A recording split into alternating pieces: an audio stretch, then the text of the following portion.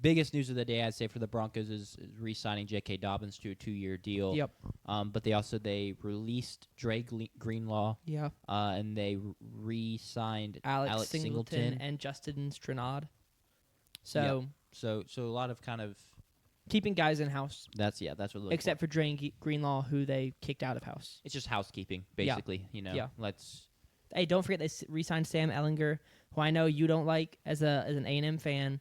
I liked Sam Ehlinger a lot in college. I just liked the way he played. He was very gutsy. Kellen Mond drafted higher than Sam Ehlinger. That's a win. Is Kellen Mond still in the league? No, but Kellen Mond, cool. is doing big things for the San Antonio Battlehawks. Banderas, I think. Okay. I don't actually know. They may be the Battlehawks. No, that's St. Louis. The St. Louis team's the Battlehawks. Okay. But yeah, JP, what do you think about the Denver Broncos and their housekeeping? No big signings, no big moves. What are your thoughts?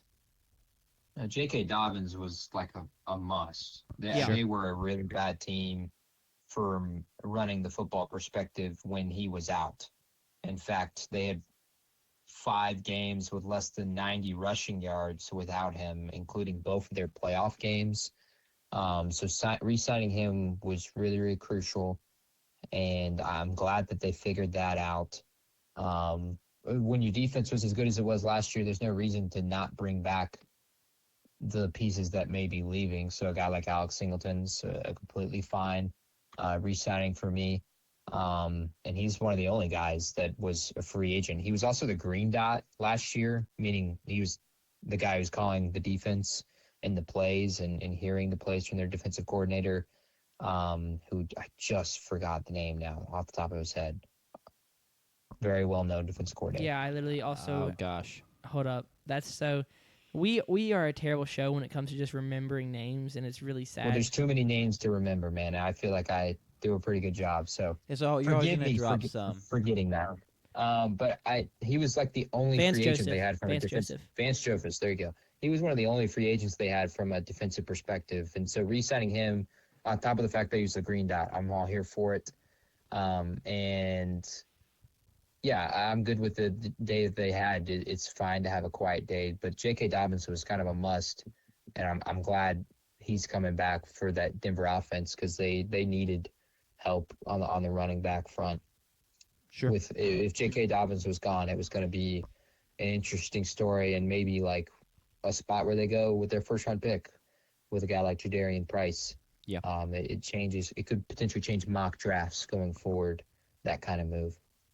Yeah, I mean, I'm fine with everything it did. No big splashes. Yeah, but I'll be interested to see. Moves. Sorry, I was kind of interrupting you. I'll be interested to see if they make any other moves when it comes to running back, just because Dobbins I don't think has he played one full season in his career? Is that right? I'm trying to look.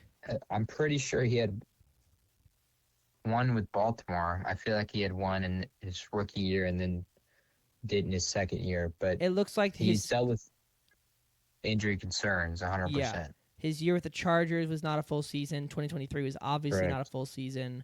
2021, he missed the entire season. 2022 was not a full season. Was 2020 his rookie season. So his rookie season, it looks like he played a full season. So I'll be interested to see if they make any other moves to try and bring in a running back, whether that is another free agent or they spend another later draft pick on a running back. This class is unfortunately not as good as last year's class and not as deep, but that's something I'll be interested to see just because I kind of called it when they drafted Harvey, and I said it in somewhat of a joke. I think they took Harvey in the second round? Third round? Correct. Yeah. Second round? Second. And people were like, well, why are they doing this? Why are they doing this? And I was like, well, they're doing it because when J.K. Dobbins gets hurt, they're going to need a running back. And he did end up getting hurt, unfortunately, and then Harvey had to be the starter.